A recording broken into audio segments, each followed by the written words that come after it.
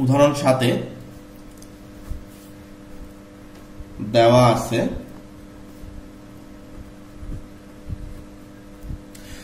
কি দেওয়া আছে আমরা একটু দেখে নেই। ইউ ইউ মানে কি? সার্বিক সেট। সার্বিক সেটের মান দেওয়া আছে 1 থেকে 7 পর্যন্ত, 1 2 3 4 5 6 7।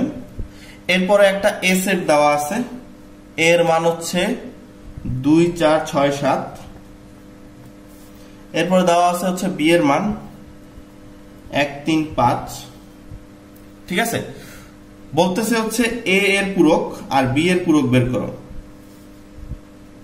এ এর পূরক আর হচ্ছে বি এর পূরক বের করো। আচ্ছা, তাহলে পূরক এই সি মানে কি? You minus. তাহলে সি তে চাপ দিই, কি দেখা যাচ্ছে? শুধু এ দেখা যাচ্ছে। তাহলে ইউ মাইনাস এ।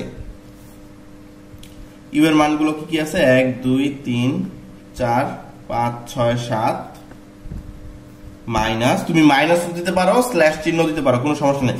কিন্তু অবশ্যই মনে রাখবা, যদি এখানে স্ল্যাশ মাইনাস ব্যবহার করো এখানেও মাইনাস দিতে হবে, এখানে স্ল্যাশ ব্যবহার করলে এখানেও স্ল্যাশ দিতে হবে। চিহ্নের ধারাবাহিকতা অবশ্যই রাখতে হবে তোমাদেরকে। আচ্ছা, এরপরে এর মান কত? 2 4 6 7। আমি লিখে দিচ্ছি 2 4 6 7। ঠিক আছে। আচ্ছা, আমার আরেকটি লাইন লাগবে এখানে, তাহলে আমি এখানে বের করি। দেখো 1, এখানে 1 আছে, কিন্তু এখানে 1 নাই, তার মানে 1 বাদ দিতে পারতেছো না, তাই না? তাহলে 1 হবে।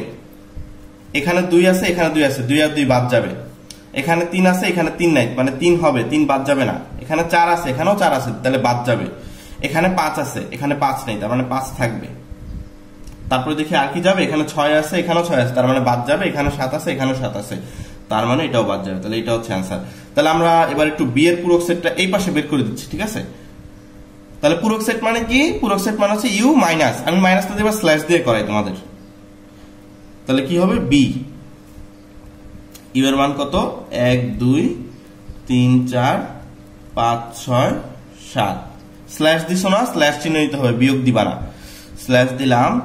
এবার বি এর মান কত আছে? 1 3 5, লিখে দিই 1 3 5।